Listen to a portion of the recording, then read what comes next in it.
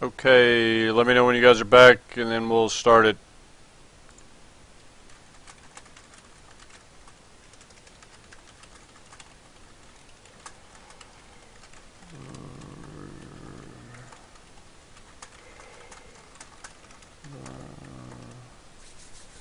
Alright.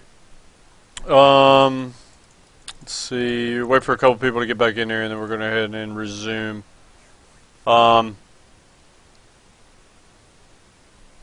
Okay. So, let's see.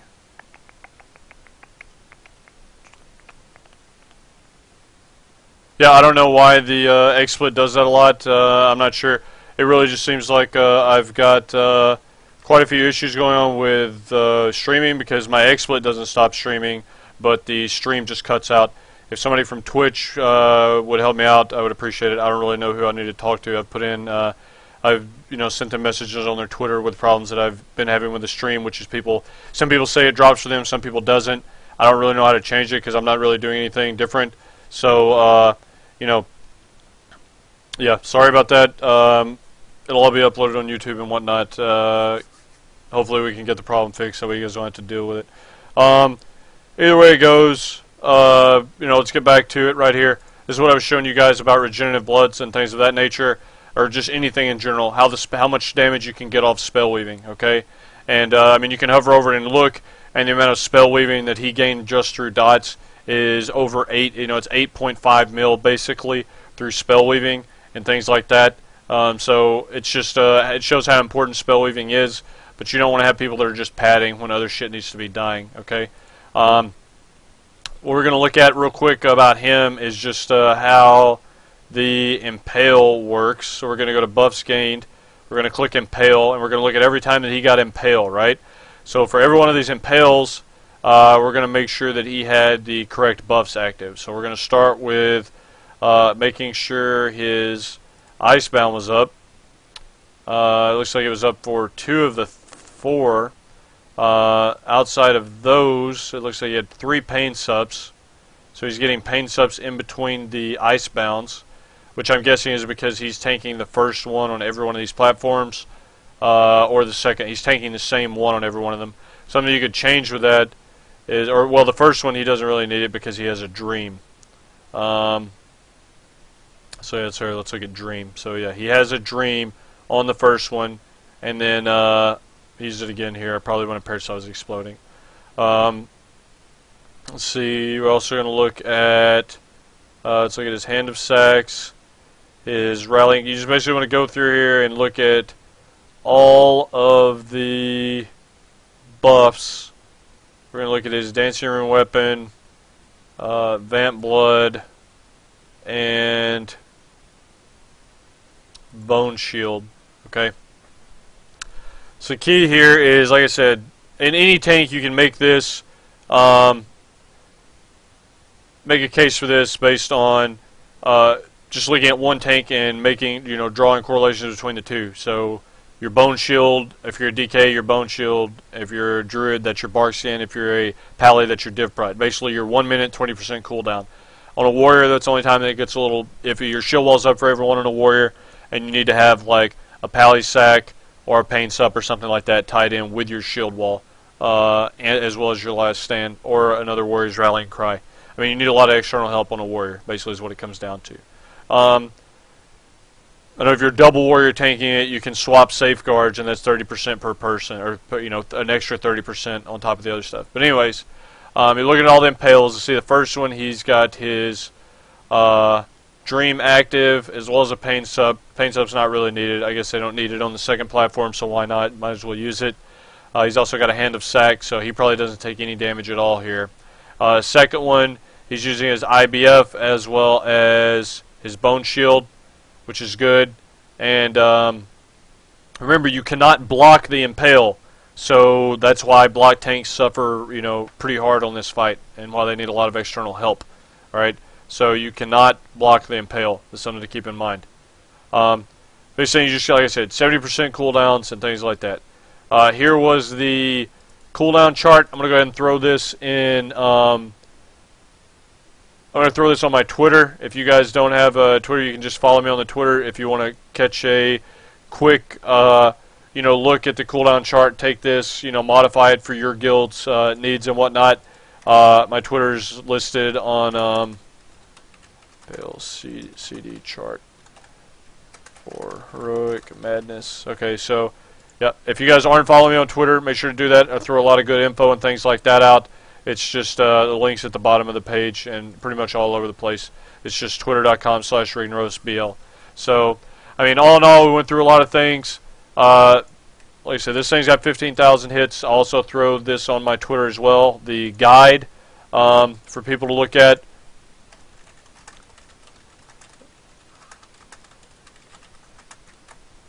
And you guys can basically, anything that you need answered about this fight, okay, will be listed either on that guide or in that cooldown listing. So, all in all, good stuff. That's going to wrap up what we've got going on with the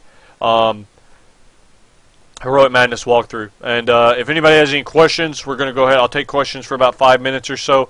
You guys go ahead and ask those, and I'll answer them, and then we'll wrap pretty much all this up.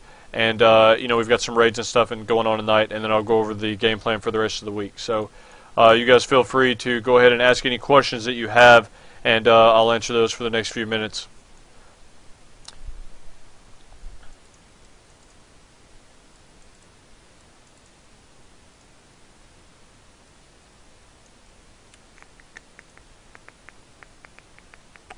What do you think about the strategy between 10-second parasites on all platforms versus 15-second parasites plus 1 10-second? I don't know. I mean, it's a good question. It just depends. Like the reason that we ended up doing the 15-second ones was just because in our initial progression comp, we were really ranged heavy. We didn't have a lot of melee, and it just didn't make enough sense to put it right next to the melee pile.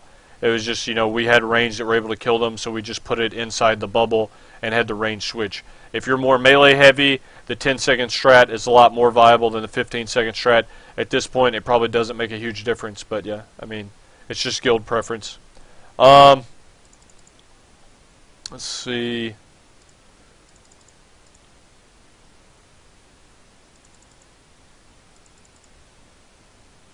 Try out the Deserter strat for the third pack of congealings. I don't know. I mean, I'm not really a fan. I don't know. We'll see. Maybe if we were going for a speed kill one day. I mean, we split our raids up between. We do 3 25-man heroic clears a week, so we don't really have the luxury of having a super baller DPS group in there right now. We're doing it to split damage and things like that, or I'm sorry, split gear between the raids. So. That is interesting, and it's cool that I saw it on the video, because I haven't seen that before. Why do you need to switch which impale you take, since it's only 3 minutes between each? It's not 3 minutes between the second, and it's actually just, it's not 3 minutes between each. I'm sorry. It can be, but if your DPS, or just depending on your strat, the strat that we used, it was quicker than, it was about 2 minutes and 40 seconds between them.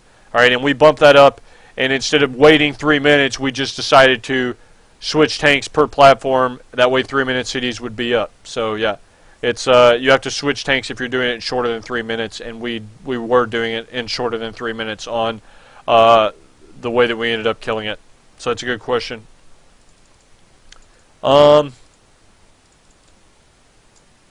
Yeah, if you have questions on how to do the parse thing, man, just go to World of Logs. They've got a tutorial and a forum and FAQ.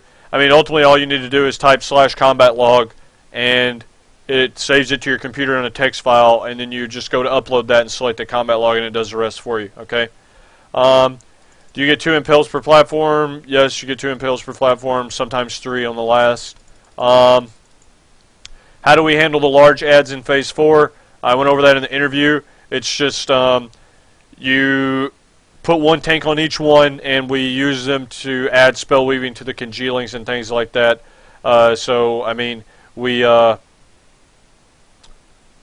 DPS them down along with the congealings, the first set. The second set, we just leave active and stay on the boss. Marine Corps question, I was in Golf Battery 211. Trying to keep this focused on walkthrough stuff right now, though. Do you need the same amount of reduction for all impales, 10 versus 25? I'm not sure. I used the same cooldown rotation when we did it in 10-man on my alt DK. I don't know if you could get away with less. It's less damage. So, yeah, I mean, you obviously don't need as much because you have the same HP as a tank in 10 or 25-man. But the base damage on the impale is different. So, I mean, you could get away with it a little bit less, but yeah. Let's see. On 10-man, yes, you can tank one of the impales with a Shadow Priest. It's just, if your guild wants to do it, you don't have to, but, I mean, you can. So, Warlord Guide, I don't know. I don't know what boss we're going to be doing next week. I'll have it updated on the stream, and you guys just check in throughout the week. I'm about to go over the rest of the week's game plan and things like that. Let's see. Okay, got a couple more questions here. What's with the massive invite and recruitment to all the people in the Blood Legion?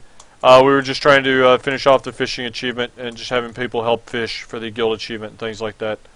So yeah, let's we'll go ahead and wrap up the questions with that. If you guys have any questions related to the fight, related to anything really, you guys make sure to follow me on Twitter, post any questions on Twitter, and you know, I'll go through Twitter every day or so and answer any questions that are listed on my Twitter that are, you know, game related, tank related, you know, raid leader related, you know, military related, whatever, you know. So go ahead and you know, follow me on Twitter and post any questions that you have on there. A quick run through for the remainder of the week. First off, I'll have this uploaded either tonight or in the morning on YouTube, so make sure you guys subscribe to my YouTube and you get all of the videos as I upload them, and it's every one of the daily segments from Sunday through Friday is going to be on my YouTube, so make sure you guys are following and watching those, linking them around, things like that. You can show to your guild, friends, whatever, if they want to learn like the boss walkthroughs, if you just want to check out the DPS challenges that we do on Sunday and things like that. Tomorrow is more raid leader information. It's got a lot of different things optional. I'm not really sure what we're going to go with. You guys show up tomorrow to, you know, it's just raid leader related things that happen tomorrow. All these shows happen at 5 p.m. Wednesday is going to be tank Q&A. So if you play a DK Warrior, Pally Druid, you guys show up. We'll go over some armory audits, go over some questions that anybody has. Thursday, we're going to be going over tank stuff one-on-one. Last week we had Pikachu. The week before I think it was Manorax. All that stuff is also found on YouTube. And then Friday's our special guest. And again, this Friday is going to be Zoomkins from Blood Legion. He's one of our Moonkin in our guild. He's been playing a Moonkin for a long time. He's got a lot of info about the class. So if you guys play a Moonkin or even just want to talk to him, you guys will get to know him and you know, be able to ask him any questions that you want to have. So all in all, good show. Went about an hour and a half. Usually the boss walkthroughs are a little bit longer than an hour just because I like being thorough with a lot of this stuff. Make sure you guys follow me on Twitter. There's a lot of information about the boss, you know, the impaled cooldowns, the boss walkthrough and things like that. But all in all, we got some raids going on tonight. But good job. Thank you guys for watching. Make sure you guys are following the channel. This is pretty much an every night deal. Something going on here. So, you know, help me help you. Follow the channel.